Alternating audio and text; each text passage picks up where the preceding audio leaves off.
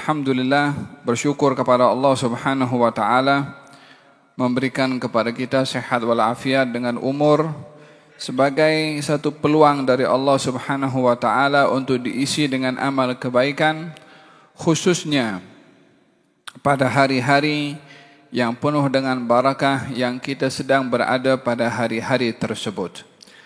Hari-hari yang dikatakan ianya adalah hari termulia dalam setahun, yaitu 10 malam pertama bulan Dzulhijjah.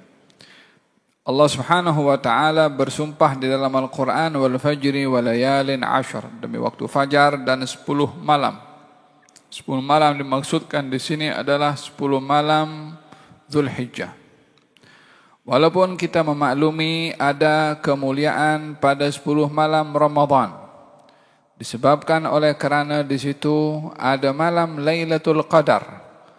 Namun 10 hari pertama bulan Dzulhijjah ada hari Arafah. Hari Arafah yang merupakan hari terbaik dalam setahun, yang ianya adalah sebagai satu penampakan dari Allah Subhanahu wa taala akan rahmatnya yang terbesar di hari Arafah. Sehingga dikatakan bila ada orang berdoa kepada Allah di hari Arafah, lalu dia mengatakan doa saya tidak dikabulkan atau dosa saya tidak diampunkan, maka dia telah melakukan satu kesalahan besar kerana berburuk sangka kepada Allah Subhanahu wa taala, khususnya pada hari tersebut. Dianjurkan pada hari-hari ini untuk memperbanyak zikir kepada Allah Subhanahu wa taala seperti disabdakan oleh baginda Rasulullah sallallahu alaihi wasallam yang bermaksud tiada hari yang lebih agung dan lebih dicintai oleh Allah Subhanahu wa taala untuk beramal saleh melebihi daripada 10 hari pertama Dzulhijjah. Perbanyaklah di hari-hari tersebut daripada tahmid, daripada tahlil, daripada takbir, dan juga daripada tasbih atau al-baqiyatus salihat, subhanallah walhamdulillah wa la ilaha illallah wallahu akbar. Yang berpuasa di hari Dzulhijjah, 9 hari pertama, satu hari dalam 9 hari ini sama dengan amal ibadah puasa selama 1000 hari, atau setiap ibadah pada hari-hari Dzulhijjah dilipat gandakan oleh Allah sama dengan 1000 hari. Tapi bila beribadah pada hari Arafah, berpuasa di hari Arafah, maka ianya seakan-akan beribadah selama 10.000 hari. Demikian dalam Sunan Al-Imam Al-Baihaqi menyebutkan tentang kemuliaan ibadah di 10 hari pertama bulan Dzulhijjah yang kita sudah berada di penghujungnya. Ini hari ini sudah masuk pada hari ke-7 bulan Dzulhijjah. Ya kan, di negara Arab sudah masuk 8 bulan Dzulhijjah. Hari Arafah di sana hari Sabtu, kita hari hari Ahad, dan hari raya kita hari Isnin. Ambillah peluang untuk kita beribadah beberapa hari ini sampailah hari An-Nahr, hari ibadah kurban. Dan ambillah peluang selain daripada puasa di hari-hari 9 Dzulhijjah ini, khususnya pada hari Arafah, untuk melakukan amal ibadah kurban bagi sesiapa yang mampu. Sehingga sebagian ulama mengatakan orang yang mampu melakukan ibadah kurban lalu tidak melakukannya, maka dia telah bermaksiat kepada Abul Qasim, kepada Rasulullah sallallahu alaihi wasallam. Sehingga dikatakan hukum kurban menurut sebagian pendapat hukumnya wajib. Walaupun mu'tamad dalam ahli sunnah wal jamaah dalam mazhab Imam Syafi'i, hukumnya adalah sunnah muakkadah.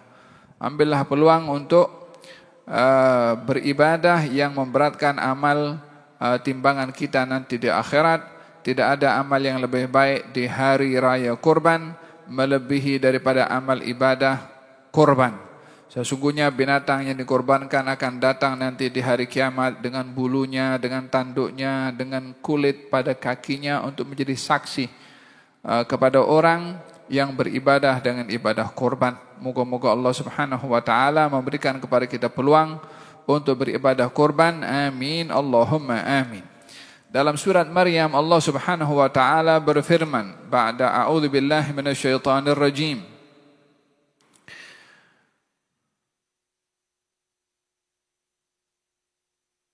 وَإِذَا تُتْلَى عَلَيْهِمْ آيَاتُنَا بَيِّنَاتٍ قَالَ الَّذِينَ كَفَرُوا لِلَّذِينَ آمَنُوا أَيُّ الْفَرِيقَيْنِ خَيْرٌ مَقَامًا وَأَحْسَنُ نَدِيًّا وَكَمْ أَهْلَكْنَا قَبْلَهُمْ مِنْ قَرْنٍ هُمْ أَحْسَنُ أَثَاثًا وَرِئْيًا قُلْ مَنْ كَانَ فِي الضَّلَالَةِ فَلْيَمْدُدْ لَهُ الرَّحْمَنُ مَدًّا حتى إذا رأوا ما يوعدون إما العذاب وإما الساعة فسيعلمون من هو شر مكانا وأضعف جندا. Dan bila dibaca kepada mereka ayat-ayat kami yang terang dan jelas, orang-orang kafir akan berkata kepada orang beriman dengan mengolok-olok, siapakah di antara dua kelompok yang lebih baik makam dan kedudukannya, rumahnya, dan siapakah di antara dua kaum ini yang banyak kelompoknya? Berapa banyak kami telah membinasakan sebelum mereka daripada kurun-kurun yang terdahulu, kaum yang memiliki harta yang lebih baik, perabot yang lebih baik, penampilan yang lebih baik, dan juga kekayaan yang lebih baik kami binasakan. Katakan, wahai Rasulullah Muhammad, kepada mereka yang berada dalam kesesatan, yang mengolok-olok kepada orang-orang yang benar, siapakah di antara mereka yang benar nanti, hendaklah menunggu apa yang akan ditentukan oleh Allah nanti di hari kiamat, sehingga bila mereka melihat apa yang dijanjikan, yaitu imma azab atau terjadinya hari kiamat, mereka akan menyadari siapa di antara dua kelompok yang hak dan yang batil, siapakah yang buruk di antara mereka, dan siapakah di antara mereka yang lemah berbandingkan kepada mereka yang benar dan juga hak. Hadirin dan hadirat yang dirahmati oleh Allah, dalam ayat ini Allah Subhanahu wa taala berbicara tentang golongan orang di dalam menyikapi Al-Qur'an ketika dibaca. Al-Quran mempunyai hak kepada kita untuk dijaga, untuk dibaca, untuk dihormati, dan untuk difahami. Dijaga dengan kita memeliharanya, dengan mencetaknya, dengan melahirkan para hufaz, dengan memerhati setiap saat, karena adanya pihak-pihak yang ingin mengelirukan dan memanipulit Al-Quranul Karim. Wajib bagi umat Islam menjaga. Selain daripada menjaga, umat Islam perlu membaca, karena di dalam membaca diberi pahala oleh Allah Subhanahu wa taala. Di samping membaca, dituntut untuk paham. Dan yang paling penting, hak Al-Quran itu adalah difahami. Walau membacanya itu banyak pahala, namun difahaminya itu adalah yang menjadi petunjuk kepada orang yang paham. Memahaminya menjadi penawar kepada segala kekeliruan. Memahaminya menjadi ubat kepada segala permasalahan. Sehingga di dalam Al-Quranul Karim Allah Subhanahu wa taala menceritakan tentang orang-orang yang berada dalam kebingungan ketika dibacakan ayat-ayat Al-Quran, maka mereka menjadi sedar dan mendapatkan petunjuk. Berapa banyak dari para sahabat Nabi yang berhadapan dengan permasalahan dalam hidup, ketika dibacakan Al-Quran dia menjadi tenang dan tentram. Stres tidak datang.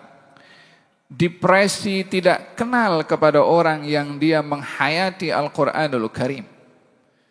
Sehingga tidak perlu orang itu pergi ke psikiatri untuk mengobati penyakit depresinya, bila dia sentiasa bersama dengan Al-Quranul Karim. Karena Al-Quran menenangkan yang runsing, menenteramkan yang gelisah, dan menerangkan yang gelap. Wahakadha didapati dalam kisah Sayyidina Uthman ibn Hunayf ketika membawa seseorang berjumpa dengan Sayyidina Umar ibn al-Khattab. Saat orang ini meminta bantuan kepada Sayyidina Umar, namun cara memintanya dengan cara yang tidak sopan, mengatakan kepada Sayyidina Umar, "Ya Amirul Mukminin, engkau ini kedekut. Dan kalau memberi hadiah sedikit dan tidak adil."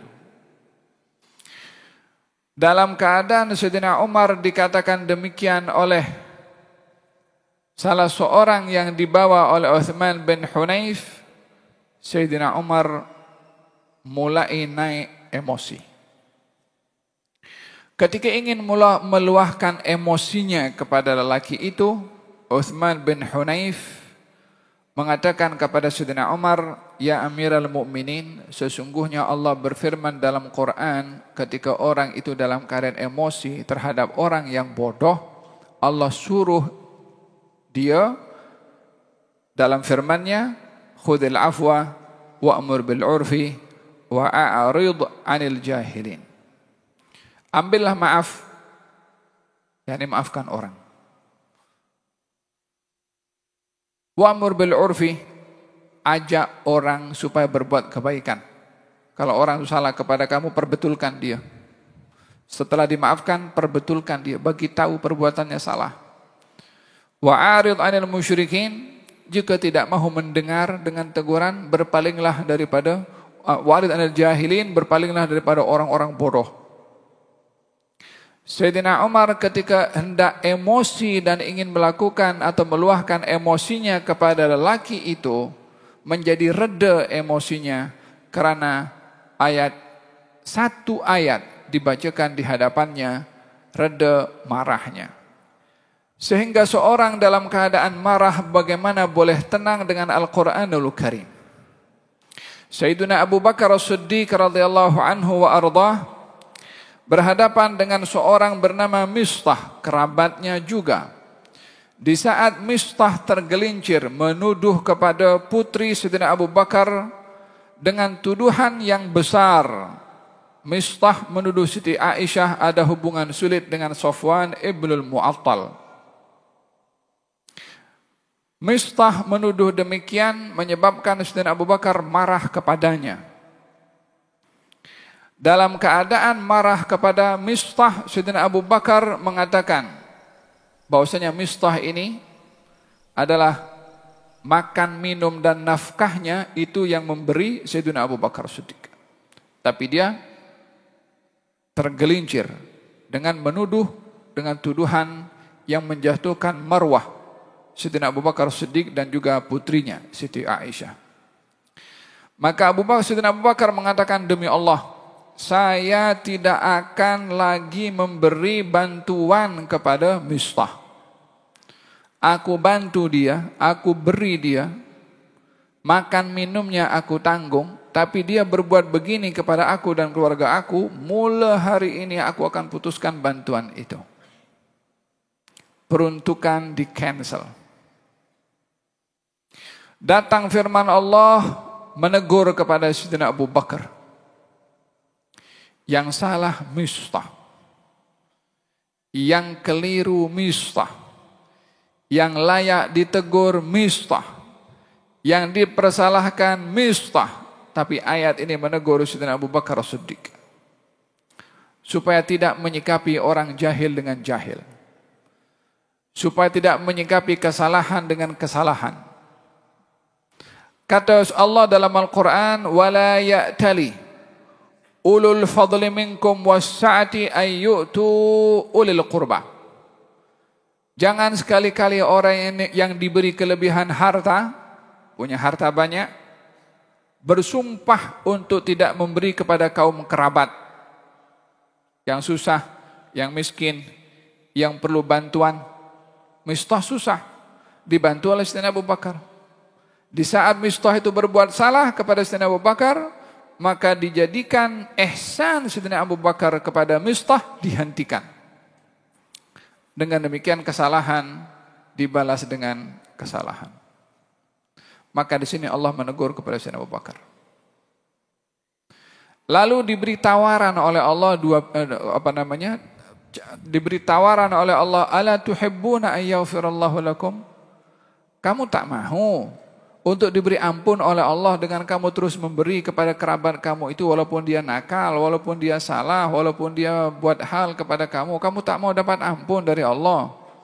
Kata Sayyidina Abu Bakar, saya mahu pengampunan dari Allah. Disambung balik pemberian kepada Mistah yang tidak sopan tadi, dan dibayar kafarah sumpahnya Sayyidina Abu Bakar Siddiq.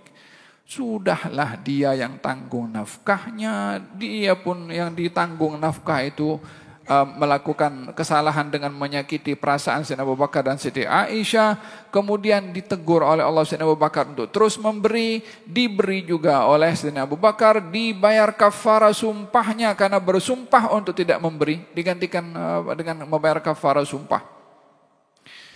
Apa yang menyebabkan perubahan Sayyidina Abu Bakar Siddiq sehingga terus memberi kepada orang yang seperti itu?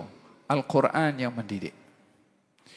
Dan Al-Quranul Karim ini menuntut kepada kita kalau berbicara, sejauh mana kamu sudah amalkan aku. Wa idza tutla alaihim ayatuna, kalau dibacakan ayat-ayat kami kepada mereka, golongan orang-orang yang tidak mahu beriman, qala alladzina kafaru, orang kafir mengatakan, dia coba baca ayat Quran jo. Merujuk kepada golongan kaum muslimin yang berada di rumah Al-Arqam ibn Abil Arqam sebagai markas dakwah pertama Rasulullah SAW. Satu ketika dahulu beliau mengajar di rumahnya, dan ramai kaum muslimin yang miskin hadir dalam majlis di rumah Arqam ibn Abil Arqam. Maka mereka orang-orang kafir yang mengetahui aktiviti itu, di mana Nabi membacakan ayat-ayat Al-Quran kepada kaum muslimin, maka orang-orang kafir mengatakan kepada kaum muslimin yang mendengarkan bacaan ayat Al-Quran, ayyul fariqaini khairum maqaman. Jom bandingkan siapa di antara kami dengan kamu yang lebih baik. Rumahnya, kekayaannya. Siapa di antara kami dengan kamu yang lebih baik? Pengikutnya. Merujuk yang ada di rumah Al-Arqam ibn Abil Arqam itu golongan orang miskin, orang susah, orang yang tak punya rumah. Kalaupun punya rumah pun rumahnya itu udah sengit. Walhasil golongan orang-orang yang dipandang rendah pada hartanya. Sementara kaum musyrikin mengatakan, coba tengok harta kami, coba tengok pakaian kami, coba tengok cincin kami, coba tengok gelang kami, coba tengok emas kami, coba tengok kelompok kami, coba tengok bersihnya pakaian kami. Sehingga pakaian menjadi perbedaan orang satu dengan yang lain, rumah menjadi perbezaan satu dengan yang lain, penampilan menjadi ukuran siapa yang lebih mulia, siapa yang lebih rendah. Diukur dengan apa? Rumahnya, penampilannya, kekayaannya, perhiasannya. Sama juga di zaman kita sekarang yang menilai orang lain itu status dengan apa? Dengan penampilan. Kita kan kalau tak pakai jam Rolex, tak selevel dengan grup, menjadi ukuran. Kereta, bukan cuma kereta, plate number. Level saya tak boleh, mesti plate numbernya seperti ini. Dan menjadi ukuran. Sehingga apa yang menjadi kebanggaan kepada mereka hanya terhad kepada bersifat kebendaan. Allah Subhanahu wa taala mengingatkan, wa kam ahlakna qablahum min qarnin. Hai orang kafir yang bangga dengan harta, dengan status, dengan penampilan, dengan kekayaan. Kami sudah binasakan umat sebelum kamu yang lebih baik kekayaannya, maksudnya lebih banyak kekayaannya. Athathan, athas itu salah satu makna athas itu perabot. Maksudnya mereka punya keindahan dalam rumah itu luar biasa. Sebelum kaum musyrikin di zaman Nabi SAW, mereka yang bangga dengan rumahnya, dengan perabotnya, dengan apa saja yang mereka miliki. Kami binasakan, kamu pun juga tak akan terlepas bila punya perangai seperti mereka.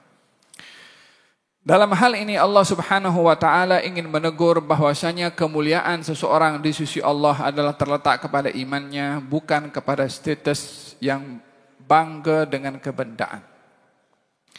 Rubba ash'ath aghbar madfu'un bil abwab law aqsam 'ala Allahi la abarrah. Mungkin ada orang yang kalau datang ke rumah kita tak dilayan, kalau merisik anak perempuan kita tak diterima. Mungkin penampilannya kusut masai, tapi di sisi Allah kalau dia berdoa mustajab doanya. Artinya seseorang tidak boleh dinilai dengan penampilan dan juga zahirnya, tetapi kedudukan seseorang itu mulia dengan keimanannya kepada Allah Subhanahu wa taala. Qul man kana fi dhalalati falyamdud lahu ar-rahmanu madda. Yani orang yang dia mendakwa berada dalam kesesatan dan ingin tahu dirinya sesat atau tidak, tengok nanti di hari kiamat macam mana. Kalau sudah hari kiamat terjadi dan azab nampak di hadapannya, maka mereka akan tahu sejauh mana mereka berada dalam dunia ini dengan kesesatan yang mereka pertahankan.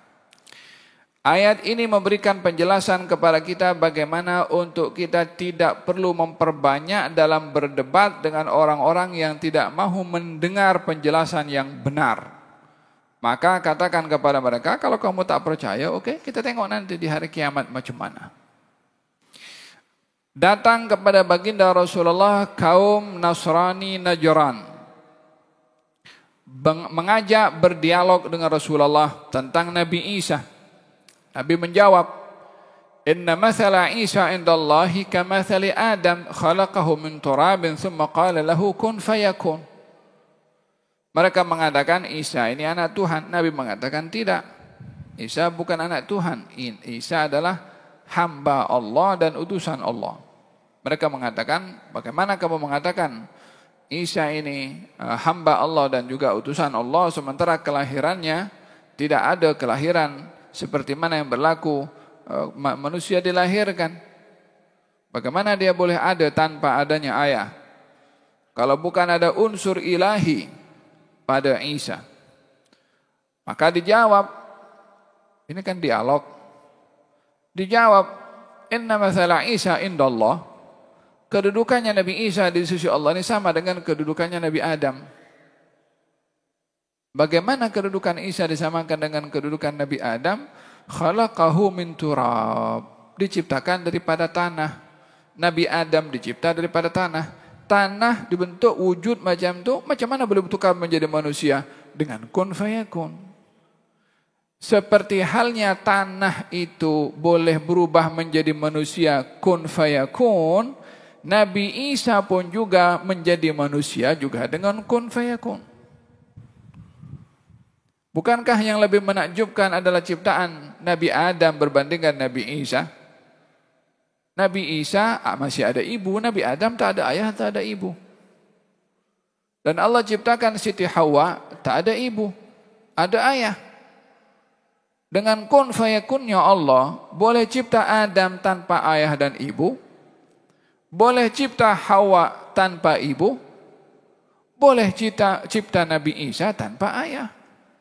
Jadi apa yang memiliki keistimewaan sehingga ada unsur ketuhanan pada Nabi Isa, tidak ada unsur ketuhanan pada Siti Hawa, diciptakan tanpa ibu. Yang lebih dahsyat lagi, Nabi Adam tak ada ayah, tak ada ibu.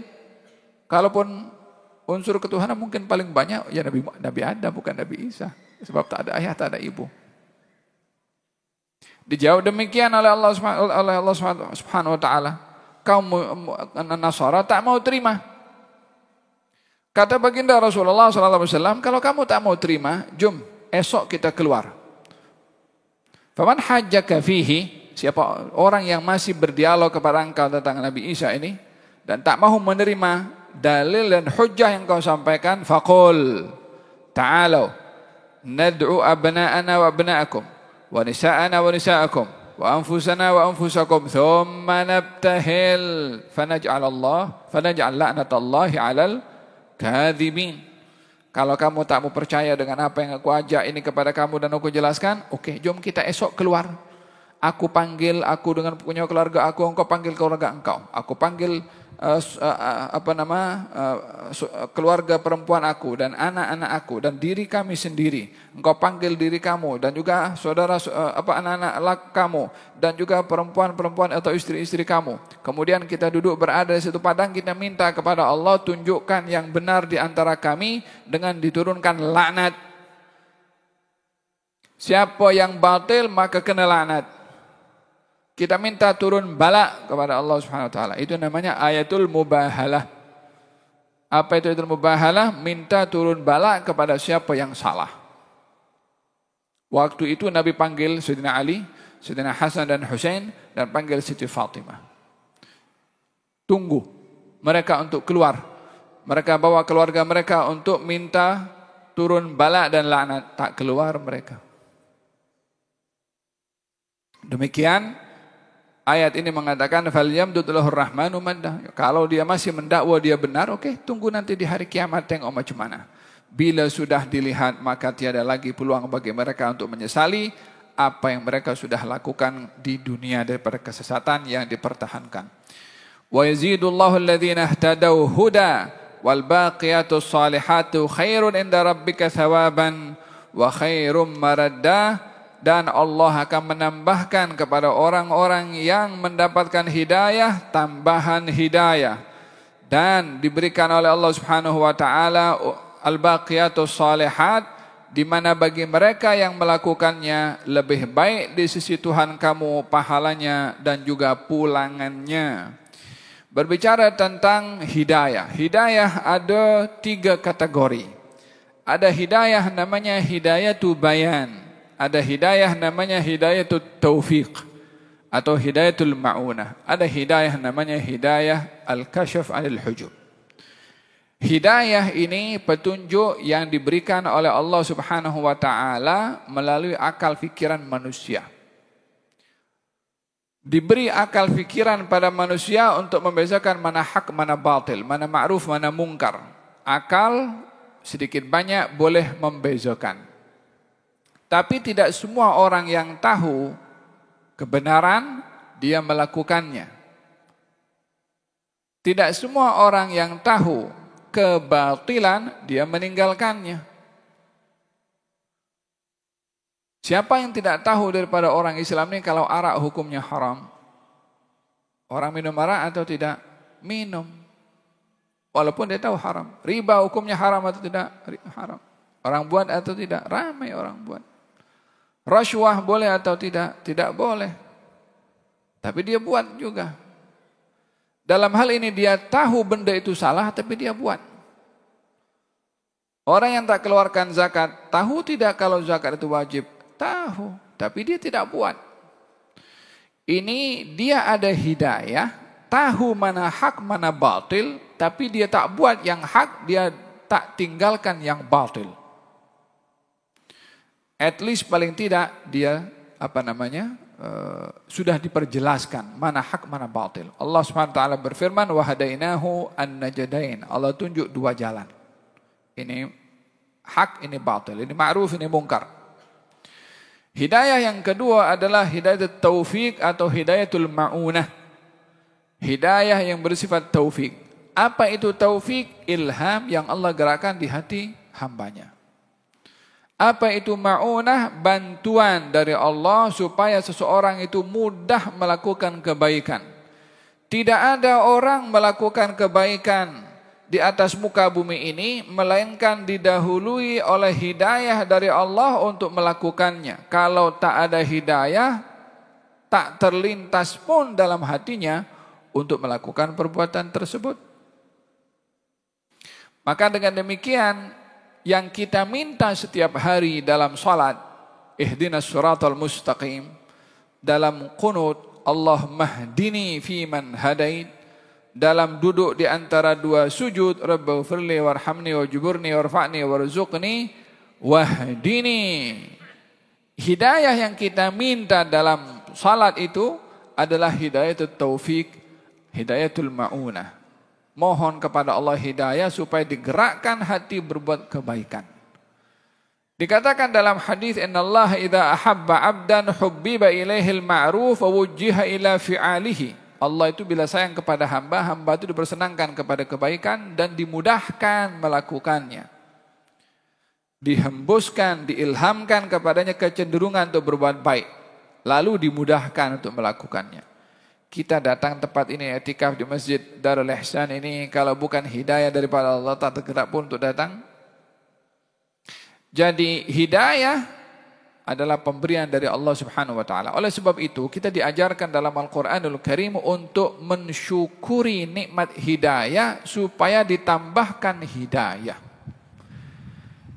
Hidayah ini tidak berpenghujung. Setiap kali kita mendapatkan hidayah, ada hidayah yang lain yang disimpan untuk diberi. Setiap kita melakukan hidayah yang baru, ada lagi hidayah yang lain disimpan untuk diberi. Dan begitu seterusnya, sampailah ajal itu mendatangi orang tersebut. Makanya dalam hadis, dalam ayat ini Allah Subhanahu wa taala mengatakan, berfirman, Allah akan menambahkan kepada orang-orang yang mendapatkan hidayah, tambahan hidayah. Jadi ada hidayah yang lain.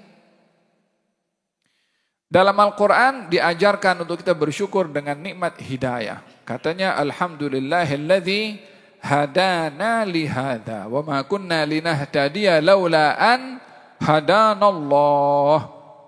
Segala puji bagi Allah atas hidayah yang diberikan kepada kami. Kalau bukan karena hidayah dari Allah, maka kami tidak mendapatkan hidayah. Demikian Al-Quranul Karim mengajarkan kepada kita bersyukur akan nikmat hidayah. Yang bersyukur dengan nikmat hidayah, maka akan ditambahkan hidayah yang baru. Walladzina jahadu fina lanahdiyannahum subulana wa innallaha lama'al muhsinin. Ini hidayah yang terakhir, yaitu hidayah yang namanya al-kasyaf anil hujub. Hidayah yang gaib jadi jelas. Yang tak nampak jadi nampak, bukan dengan mata kasar tapi dengan mata hati. Seorang sahabat Nabi bernama Harithah. Katanya ditanya oleh Rasulullah, katanya ya Rasulullah, kata Rasulullah bertanya kepadanya, "Kaifa asbahta ya Harithah?" Bagaimana keadaanmu wahai Harithah? Katanya, "Asbahtu mu'minan billah." Saya pagi ini dalam keadaan beriman kepada Allah. Orang kalau ditanya apa kabar, kan selalunya sehat walafiat. Artinya, bagaimana keadaanmu? Oke. Bagaimana keadaanmu? Boleh tahan. Macam-macam jawaban. Tapi Harithah ditanya bagaimana keadaanmu? Katanya saya dalam keadaan iman yang full dengan Allah. Kata baginda Rasulullah, setiap kata-kata itu ada buktinya. Apa bukti pada kata-kata kamu? Katanya ya Rasulullah, saya ini melihat antara emas dengan batu sama nilainya. Maksudnya tak tergerak hati itu untuk cenderung kepada salah satu lebih daripada yang lain. Dilihat semuanya ini makhluknya Allah. Dan seakan-akan saya melihat arasy-Nya Allah nampak jelas di hadapan mata saya. Macam mana nampak arasy Allah Subhanahu wa taala dengan mata? Seakan-akan saya melihat penghuni syurga di syurga sedang menikmati, aku nampak penghuni neraka di neraka sedang kesakitan dan menderita. Nabi menjawab, "Abdun nawwarallahu qalbah arafta falzam." Ini hamba sudah mendapatkan petunjuk cahaya terang di hatinya. Kamu sudah mengenali, yakni punya ma'rifah yang tinggi, lazimkanlah dirimu dalam keadaan seperti ini. Tambahan hidayah yang diberikan oleh Allah kepada seseorang adalah yang tersembunyi, yang gaib akan jadi nampak. Hada punca daripada ketinggian hidayah. Wa yazidullahu alladhina ihtadaw huda. Dan untuk kita mendapatkan hidayah adalah dengan kita melazimkan diri dengan Al-Quranul Karim. Untuk kita mendapatkan hidayah, kita menghadiri majelis-majelis ilmu. Karena ilmu itu akan menambahkan hidayah. Man izdada ilman falam yazdad hudan, la yazdad minallahi illa bu'da. Orang yang bertambah ilmunya, lalu tidak bertambah hidayahnya, maka dia bertambah jauh dari Allah Subhanahu wa ta'ala. Wal baqiyatus salihat dan al baqiyatus salihat. Apakah al baqiyatus salihat? yakni diberitahukan oleh Allah Subhanahu wa taala orang-orang yang mendapatkan hidayah itu salah satunya adalah orang yang sentiasa melazimkan diri mengamalkan dengan amalan al-baqiyatus shalihat. Apa al-baqiyatus shalihat? Subhanallah walhamdulillah wala ilaha illallah wallahu akbar. Kata baginda Rasulullah sallallahu alaihi wasallam, la an aqula, untuk saya berkata subhanallah walhamdulillah wala ilaha illallah wallahu akbar setiap hari lebih saya sukai berbandingkan apa saja kekayaan yang kena sinaran matahari. Kalau matahari terbit kena kepada semua dan menjadi milik saya, dengan baqiyatus shalihat subhanallah walhamdulillah wala ilaha illallah wallahu akbar, saya lebih suka baca subhanallah walhamdulillah wala ilaha illallah wallahu akbar. Dan ini juga yang digalakkan kita berada pada 10 pertama bulan Dzulhijjah untuk memperbanyak al-baqiyatu as-salihat. Kalimatani khafifatani 'alal lisani thaqilatani fil mizan subhanallahi wa bihamdihi subhanallahil azim. Kalimatani, dua kalimat, khafifatani, ringan, 'alal lisani, untuk diucap di lisan, habibatani, sangat disenangi, ilar rahman, bagi yang maha pengasih, thaqilatani, dua kalimat ini berat, fil mizan, dalam timbangan. Apa dua kalimat yang ianya ringan di lisan, disenangi oleh Allah dan berat pada timbangannya? Subhanallah bihamdi subhanallahil azim. Berapa saat nak sebutkan itu, tapi timbangannya di sisi Allah Subhanahu wa taala adalah berat. Bukan hanya berat timbangan, tapi disenangi oleh Allah. Basahi ini lidah dengan zikir itu. Wal baqiyatus salihatu khairun inda rabbika thawaban wa khairun maradda. Lebih baik di sisi Allah Subhanahu wa taala. Wallahu taala alam. Mudah-mudahan Allah Subhanahu wa taala menganugerahkan kepada kita di 10 hari pertama bulan Dzulhijjah ini untuk memperbanyak al-baqiyatu as-salihat sebagai ibadahnya lisan, sebagai ibadahnya akal untuk bertafakkur, dan sebagai ibadahnya hati agar supaya subur dengan zikir kepada Allah Subhanahu wa taala.